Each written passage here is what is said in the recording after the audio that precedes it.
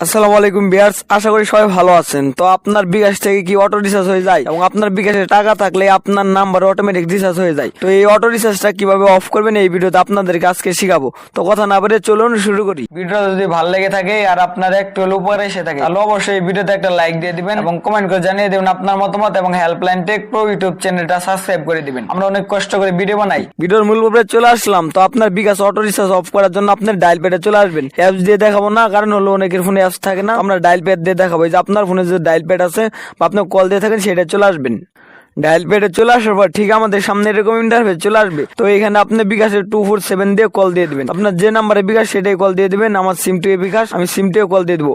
আপনার যে সিমে বিকাশ আছে সেই সিমে 247 দিয়ে কল দিয়ে দিবেন। বিকাশে কল দিয়ে দেওয়ার পর আপনি এখানে 3 দিয়ে দিবেন, কারণ হলো 3 তে মোবাইল রিচার্জ। আপনারা এখানে কি করবেন, 3 দিয়ে একটা সেন্ড করে দিবেন।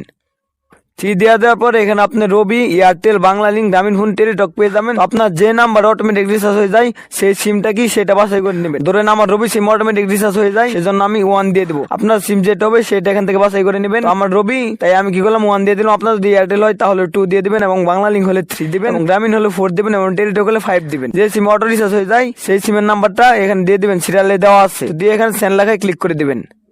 সেন্ড লেখায় ক্লিক করে দেওয়ার পর এখানে আপনি যে নিচের দিকে লক খুলে দেখতে পাবেন যে 3 নম্বরে অটো রিচার্জ নামে একটা অপশন আছে। দেখেন আপনারা এই যে 3 নম্বরে আপনারা কি করবেন, এখানে আবার 3 দিয়ে দিবেন। 3 অটো রিচার্জ আছে, তো আমরা 3 দিয়ে আবার সেন্ড করে দিব।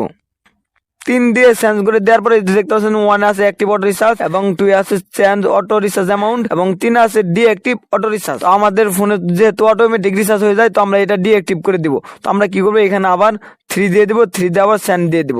এটা দিয়ে দেওয়ার পর এখানে লেখা আছে are you sure you want to deactivate auto recharge confirm to your bKash pin. আপনার বিকাশ পিন যেটা থাকবে সেটা এখানে দিয়ে দিবেন। তো আমি আমার বিকাশ পিনটা দিয়ে নিচ্ছি। তো আপনার বিকাশ পিনটা এখানে দিয়ে দিবেন। বিকাশ পিনটা দিয়ে দিয়ে আপনি এখানে আবার সেন্ডে ক্লিক করে দিবেন। সেন্ডে ক্লিক করে দেওয়ার পরে যে your auto recharge deactive submit please waiting for কোন হয়েছে দেখতে পাচ্ছেন এখানে আমার মেসেজটা চলে আসছে। এই যে আমার মেসেজটা চলে আসছে, your auto recharge deactive request for এত নাম্বারে সাকসেসফুল হয়েছে। দেখতে পাচ্ছেন এভাবে আপনি চাইলে খুব সহজে আপনার বিকাশে অটো রিচার্জ অফ করতে পারবেন। তো অবশ্যই বুঝেছেন কিভাবে আপনি বিকাশে অটো রিচার্জ অফ করবেন।